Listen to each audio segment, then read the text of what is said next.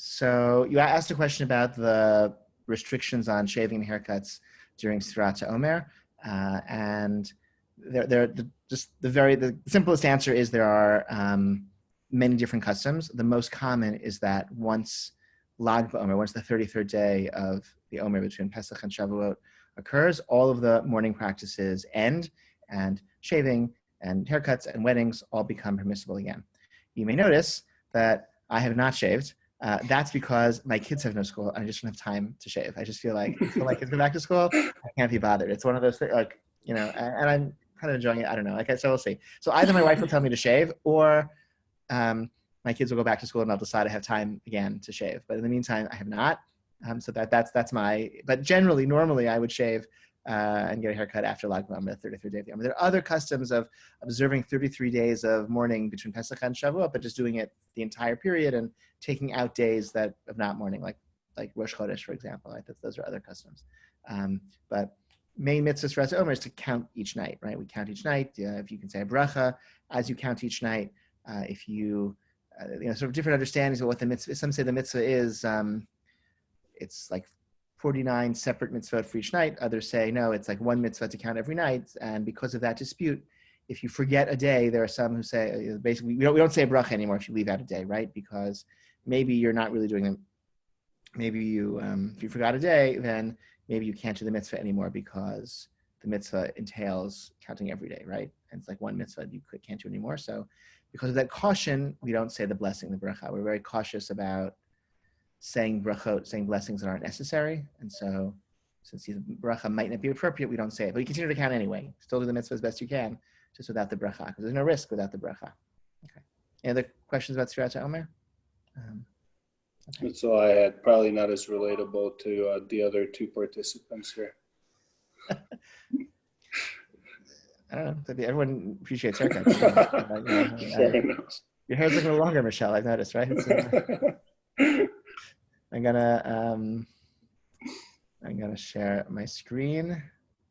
Okay, so you can see our little sheet. Okay. Last time we did Roman numeral 2, letter A, right?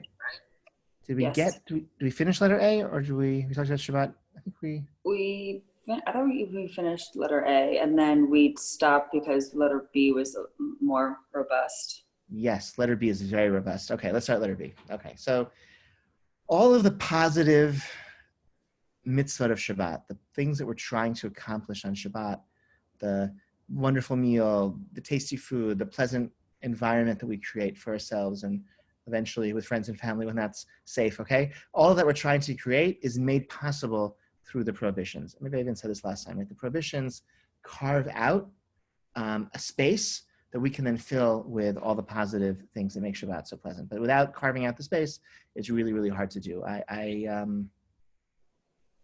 remember years and years ago, I had a conversation with a family friend who was just very skeptical, not a religious man, but a Jewish man, but not observant, not religious. And he was just very skeptical of the minutiae and the details of observant Jewish life and why so many details and the prohibitions that seem so refined.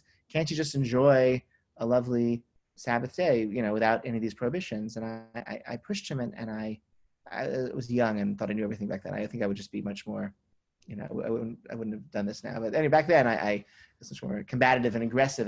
So I said something like, look, all these things you love to do, a nice meal with your family or going sailing or I don't know, whatever, like how often do you actually do it, right? It's really, really hard to carve out that time and really protect it from all the other things that might encroach on it. So it's possible to have an enjoyable recreational day without the laws of Shabbat. It's just very hard to consistently have that as part of your life. And there's also value added when everyone does it together at the same time. So there's some interesting studies. People who are unemployed also get kind of depressed and blue on Monday morning, even though they're not going on to work, but all their friends who they were hanging out with on the weekends are going to work and they're not. So they feel particularly bad on Monday, even though they're not like their work week isn't starting, they don't have jobs. So there's the way we experience time is very much determined by how the people around us are also experiencing time, what they're doing. So not only do the prohibitions of Shabbat allow us to fill the day with positive, holy, enjoyable things, also an entire community observing Shabbat at the same time on the same day also enables us to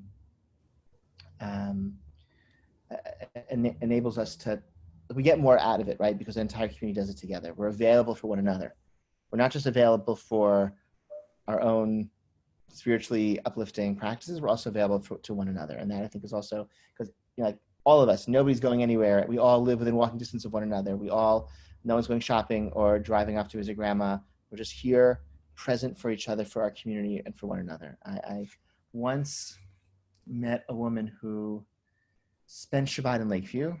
This is before I lived here, okay? She spent a Shabbat in Lakeview visiting a friend.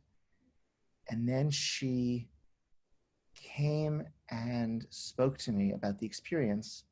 And she said she wasn't, she'd never lived in a observant, like Sabbath observant community, never like experienced it before. And that, she'd studied Judaism and learned about Judaism and like took Judaism seriously, but she never spent like a Shabbat with peers her age like a community of peers who observe Shabbat.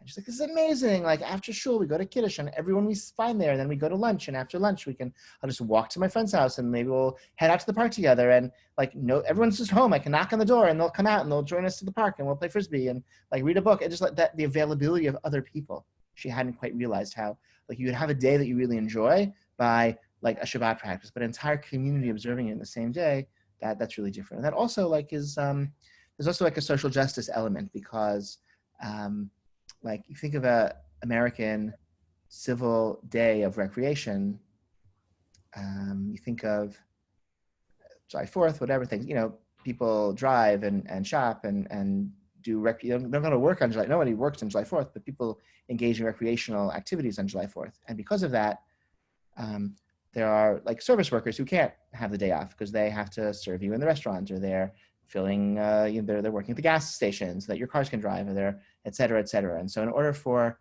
like, those who can't have a day of recreation, there are others who lose the day off and right. And if I'm, working at a restaurant as a waiter on Saturday so that you can go to a restaurant, that means I'm not home with my family on the day that they're off from school. Right? Even if everyone gets to pick one day off, no, there's actually real value of everybody, parents, children, husband, wife, like everyone having that same day off. So the prohibitions of Shabbat, that social justice element is very, very strong. A theme of Shabbat in the Torah.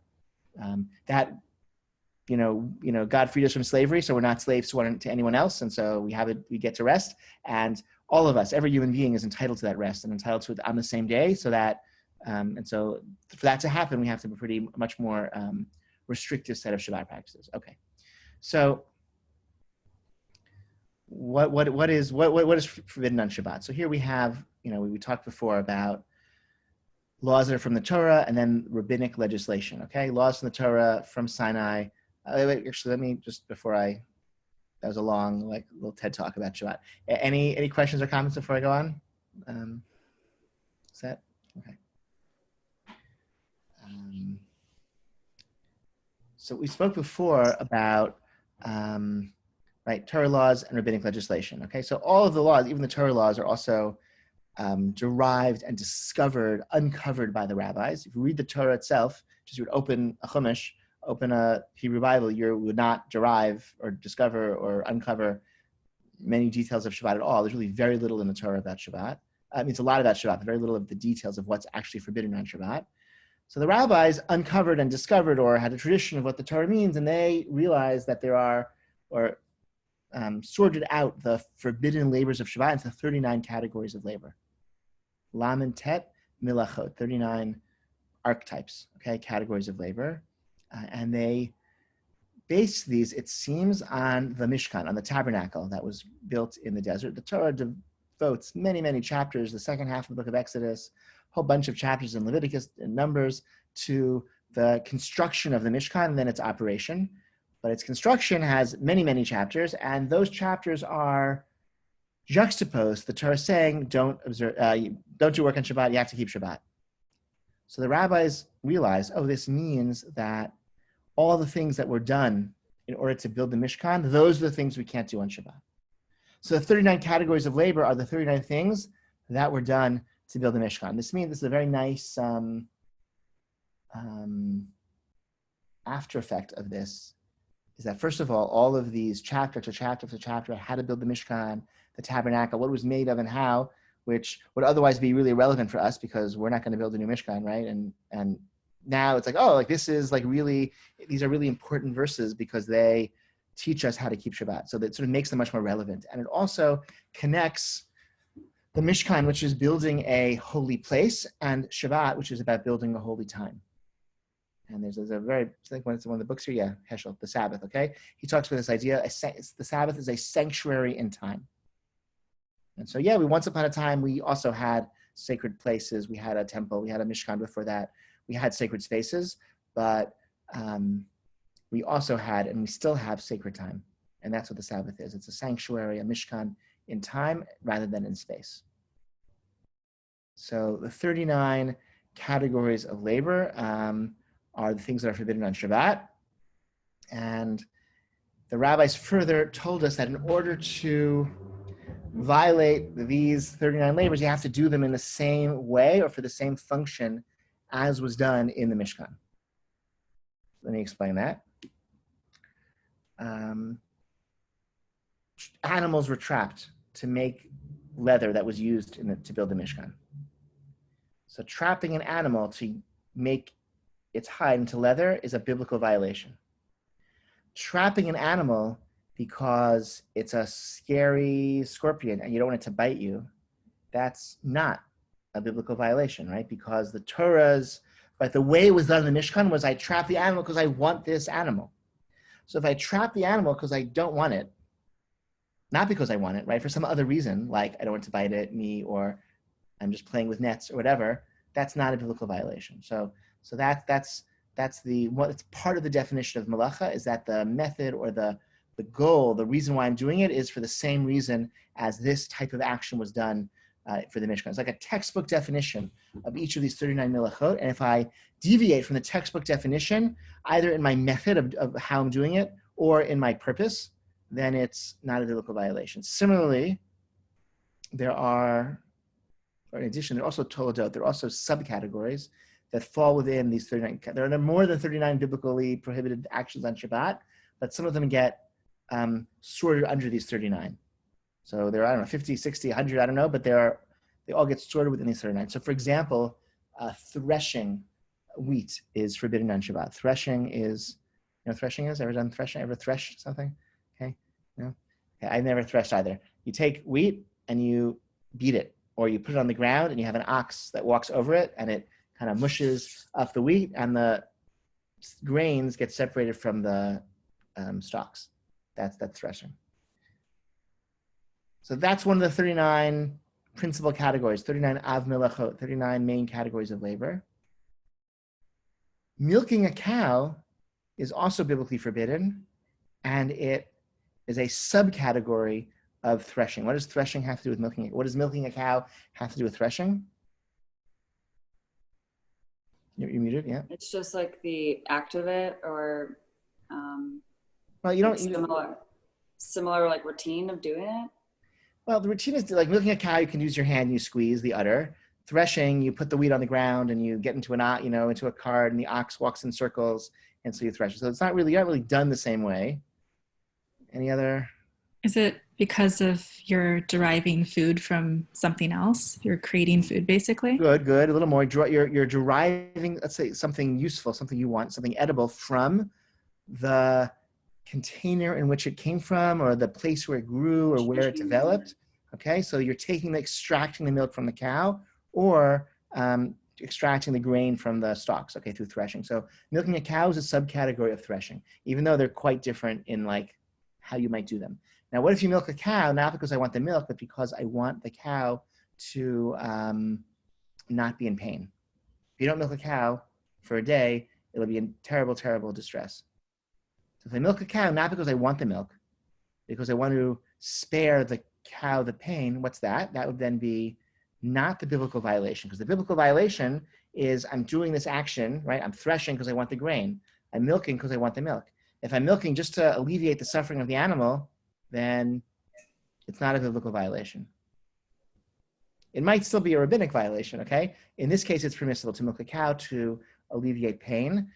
Typically, the milk is discarded, like in the Jewish-owned dairies. Some farms in Israel, they say, no, you're doing it to alleviate the pain of the cow, but you can still keep the milk, right? Because that's not why you're doing it. So it's still okay to keep the milk. You don't have to discard the milk just to indicate that you don't want to keep it, okay? You can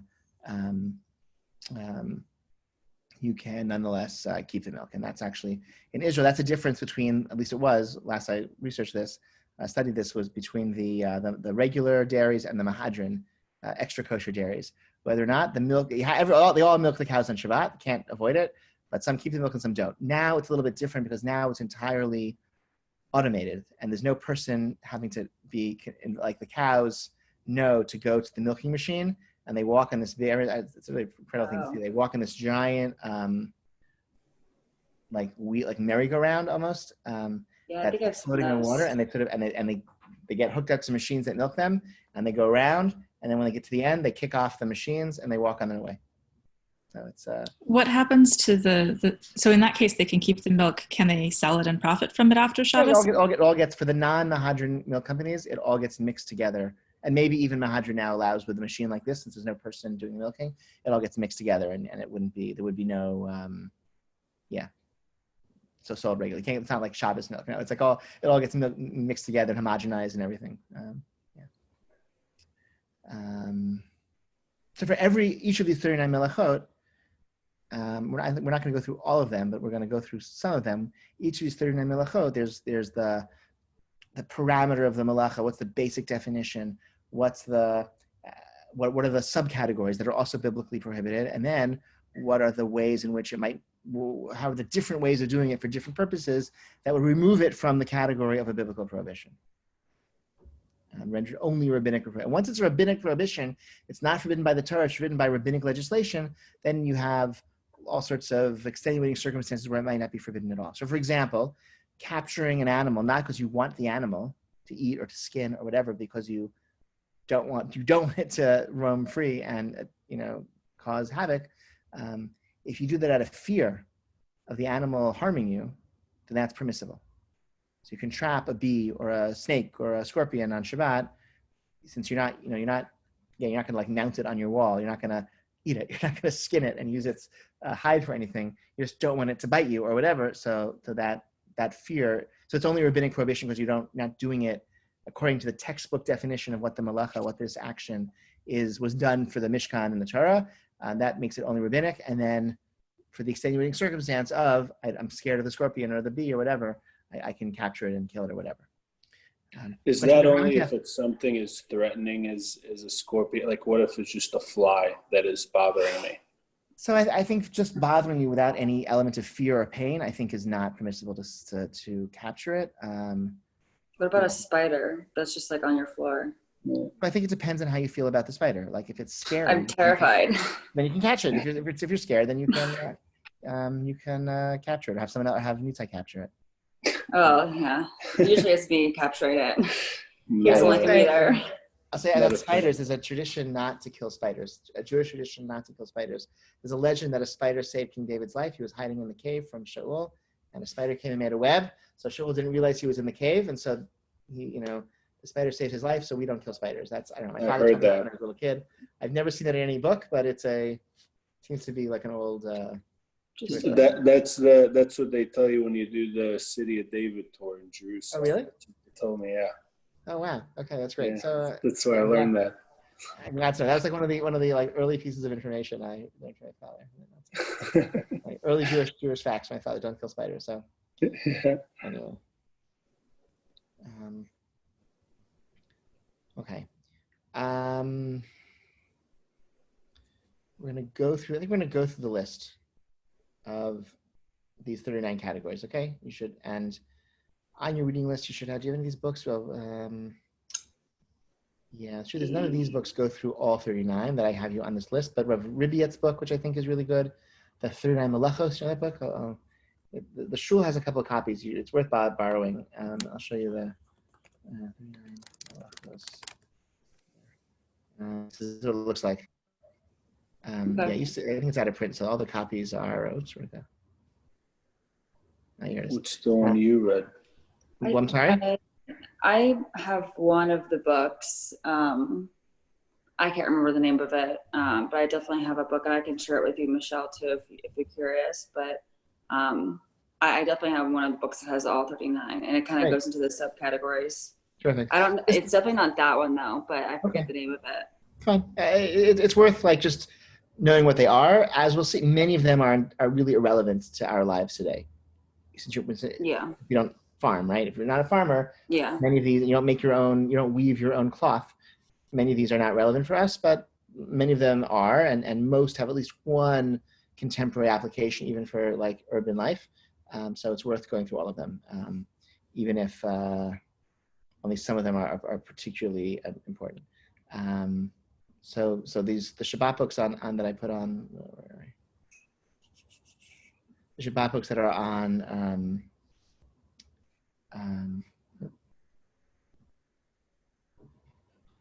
someone asked, will the CRC want you to have all 39 memorized? They will not. They do want you to know some of them. So I think some, I've heard them ask, like, talk about like some of the melachot. They should know that there are 39.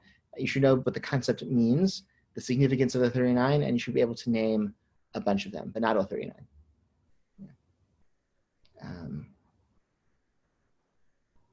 Because some of them are just like not, they're like technical terms involved in weaving, which it's just not. Yeah. So what are they? Let's go through a bunch of them.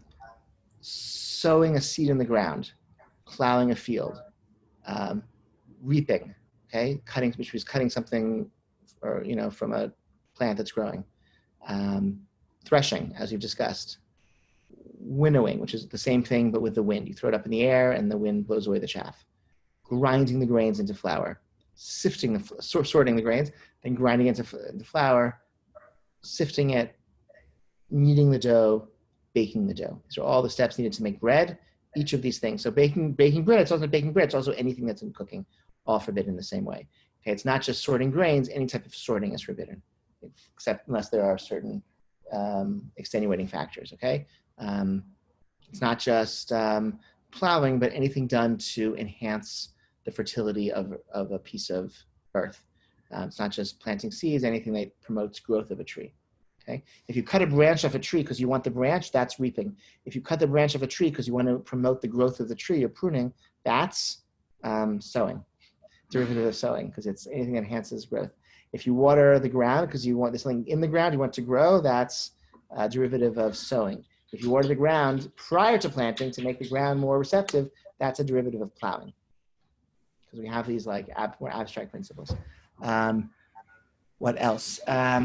Trapping an animal, and then various stages of skinning it and working the leather and smoothing out the leather. Smoothing out the leather is relevant. Also smoothing out a bar of soap, same malacha. Okay, that's why you don't use hard soap on Shabbat, because it's like smoothing out the animal hide. Rubbing a solid thing to change its shape, smoothing out a solid item is this malacha. So we use liquid soap only on Shabbat. Okay, salting the hide, all these tanning things. Okay, and then cutting the hide into pieces, measuring out like the strips of leather you want, because you're making parchment, and then writing on the parchment, then erasing the parchment to rewrite something else. So writing, erasing, cutting something to a specific length. Generally, we don't tear toilet paper on Shabbat because we don't cut things to a specific length. You can use tissues, use pre-cut toilet paper. That actually reminds me of a question I had. Excellent. One of the books that I was reading, the aluminum foil on Shabbat, like covering food to keep warm. It like says like yes and no, you can do it, but I just want to get like your opinion, or what do you suggest that we do, even if it's like a pre-cut aluminum and I'm keeping it warm, just so we can light candles. I think that's fine. There may be some issues of, I think they were concerned with hatmana, which we haven't talked about, but I think it's basically okay. But tearing aluminum foil, that would be another example, right? Tear the aluminum foil before Shabbat, right? Right, or yeah. Cut, aluminum foil. Yeah, pre-cut. Writing, erasing, okay.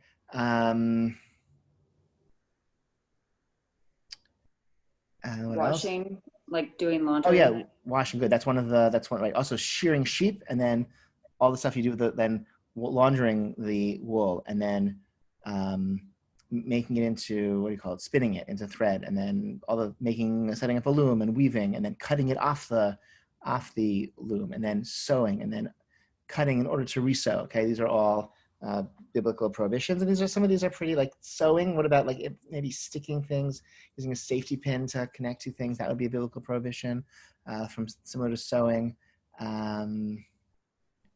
Laundering. So laundering, that would be, you spill something on your shirt, you can't, pour like some seltzer on your shirt to get the stain out.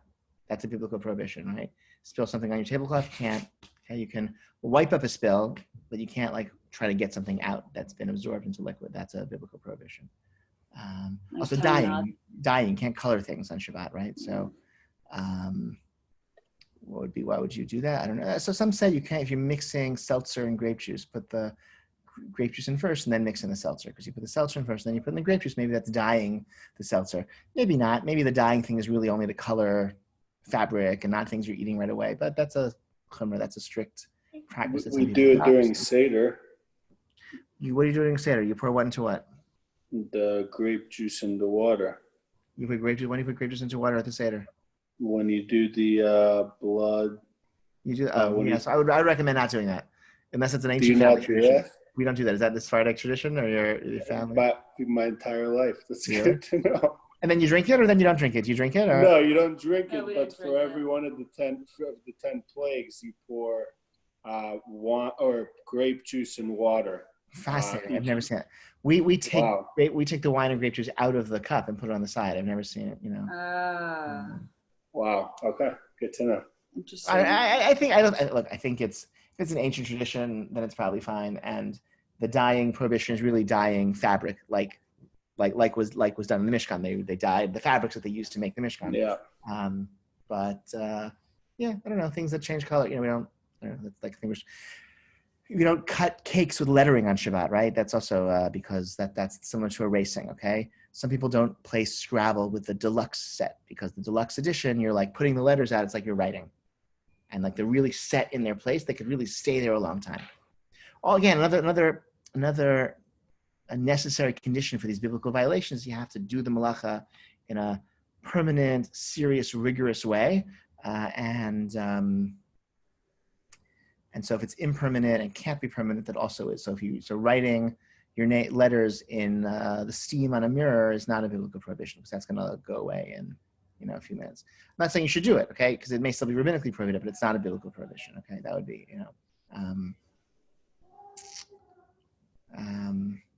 what else would we leave out? Should have the list in front of me. Building, that's okay. Lighting a fire, extinguishing a fire, building something, destroying something built, and the final hammer blow, and carrying from one domain to another. Okay, it's possible I left out a few, but I think I got most of the 39, okay? Let's say, so carrying from domain to domain, if there's no Eruv, you can't carry from your home into the street, from the street into your home, you can't carry in the home, you can't carry from the shul to the street, okay? No, from a private domain to a public domain. Within a private domain, you can carry, right? Private domain means it all belongs to the same person, and there's some boundary around that area. So if you have a house and has a front yard, you can carry in the front yard as long as the front yard has some sort of boundary.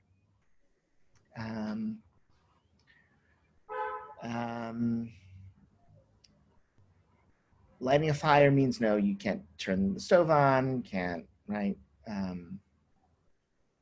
Other ways you light a fire, I don't know. Can't put out a fire.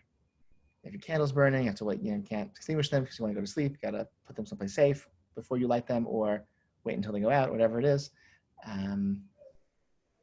Building, can't put a nail to the wall to hang a picture, can't screw in something into the wall.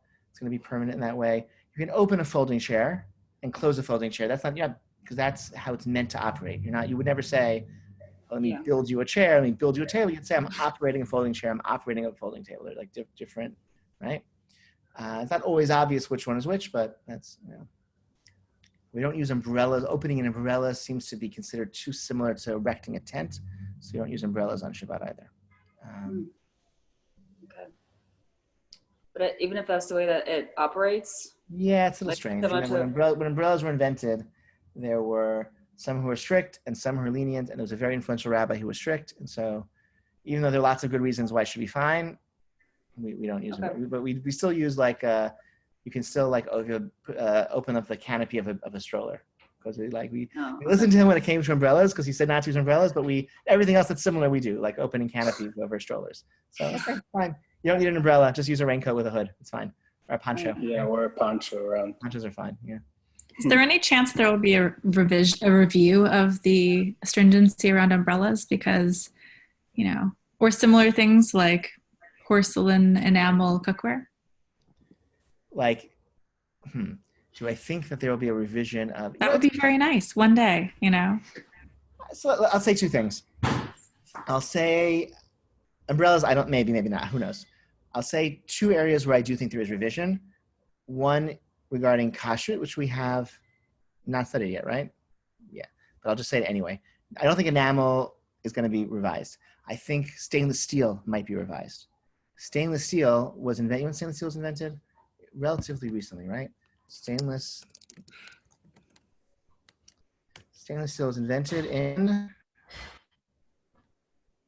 1913, okay? So it's just over 100 years old, stainless steel.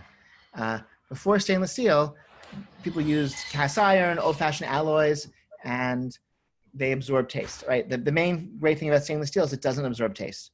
That's why you can eat with it. Like before stainless steel, if you wanted, unless you were a royalty and ate with gold silverware, or silverware, like your food tasted like, wood, whatever it is that your pewter, whatever it is that your tin, whatever your fork was made of, that's what your food tasted like. And certainly you cooked, things absorb the taste. Like if you use a cutting board for an onion and you cut an apple on that onion, that apple will taste like an onion, which is why my wife always tells me not to use that cutting board for apples, okay? If you cook something in a cast iron skillet, it'll retain the heat, the temperature, the taste.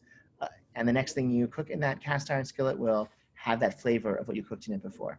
That's not true for stainless steel. And so many of the laws of kashrut that are built on the predicate that cooking something, like taste is absorbed into pots and pans and then expelled into the next item cooked in those pots and pans, maybe that doesn't pertain to stainless steel. And there is a very influential rabbi who makes that argument. So who knows, maybe in your lifetime that there'll be some revision and some relaxing of some of the kashrut rules for stainless steel. The other place where we're seeing some revision, it relates to electricity. Electricity, from the time that it was invented and brought into wide use, it's been the universal practice of observant Jews not to manipulate electricity on Shabbat. And over this century, 100 years, 200 years, a number of different explanations and rationales have been offered of why electricity is forbidden. Some said electricity is like fire that goes through the wires, and so turning on an electronic device is like kindling a fire. The problem with that definition is that it's not true. Electricity is not a fire that goes through the wires. It's not what electricity is, okay? That's good enough for an incandescent light bulb, okay? An incandescent light bulb, a filament is actually burning inside a vacuum bulb, and that's why it glows, okay? You're heating the filament until it glows. That's pretty much like a fire.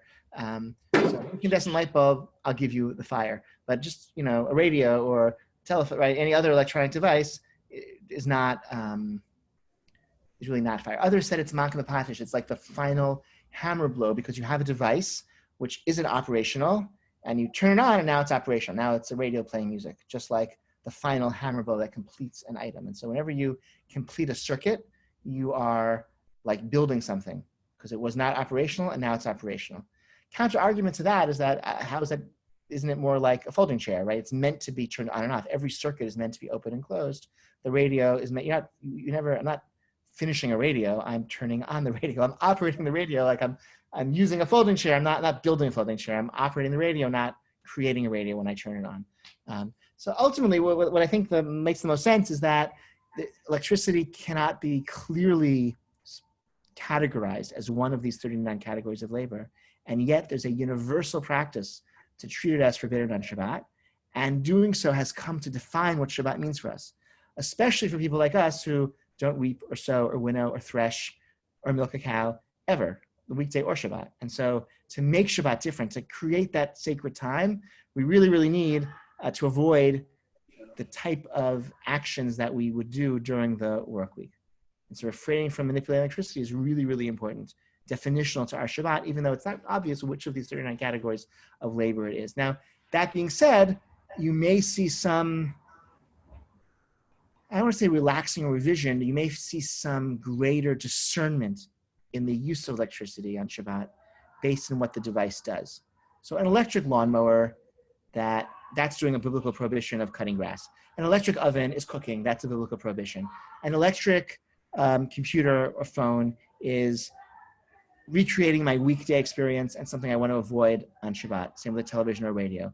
But an electronic lock on my building, I don't know, that's just maybe like in another 50 years, every lock is going to be like that. And that's just what's going to, right? When we're all living in Star Trek, like we're just going to have to, like doors are going to open for us, right? Especially and that may accelerate with COVID-19, doorknobs are now like really, really dangerous, right? So I think there's going to be a big shift, perhaps, who knows, but there may be a big shift away from doorknobs, and that might lead us to reevaluate the role of electricity on Shabbat and to push us to make these distinctions between electronic devices that perform biblically prohibited labor, like electric lawnmowers or ovens, and electronic devices that ruin the type of sacred time that we're trying to cultivate and protect on Shabbat, like a computer and a phone or radio and TV, and electronic devices that are consistent with, that are, not actually doing anything wrong per se, and are just necessary to live in the world, like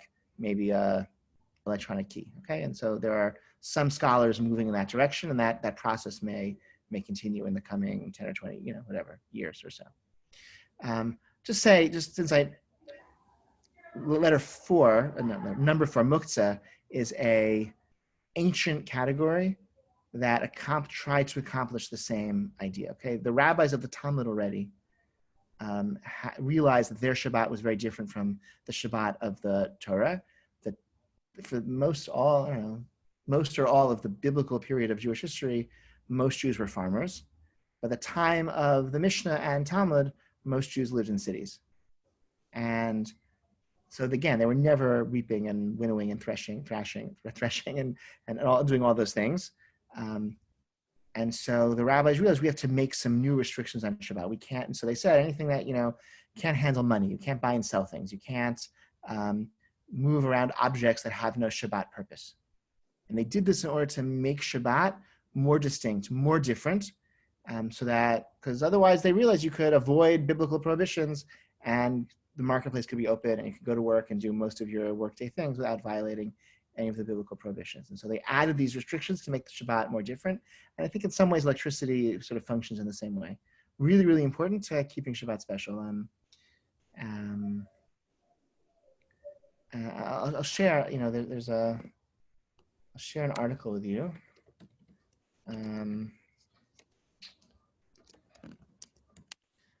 That is by Professor Chaim Seiman, which I thought was really interesting. He I'll put it in the chat box so you can read it if you wish. So, let me start the shower. And he says that he goes through and explains that see it? Okay. So it's whatever you can click on it and read it at your leisure. He goes through and explains sort of how the avoidance of electronic communication has become really, really definitional to how observant Orthodox Jews experience Shabbat and holidays. And so even when there are like strong reasons to find leniency, we really don't want them because we know what Shabbat is supposed to look like and it doesn't involve computers and telephones. Okay, I think we'll pause here for now, all right? And questions or comments? That was great. Yeah. Okay, thank you. Thank you so much. Thanks for joining me, and Thanks, Rabbi. We'll have some future classes on the schedule soon, okay? And looking for, and if you reach out with questions, et cetera, et cetera. All right, hope you're well. Right, Thanks, Rabbi. Take care.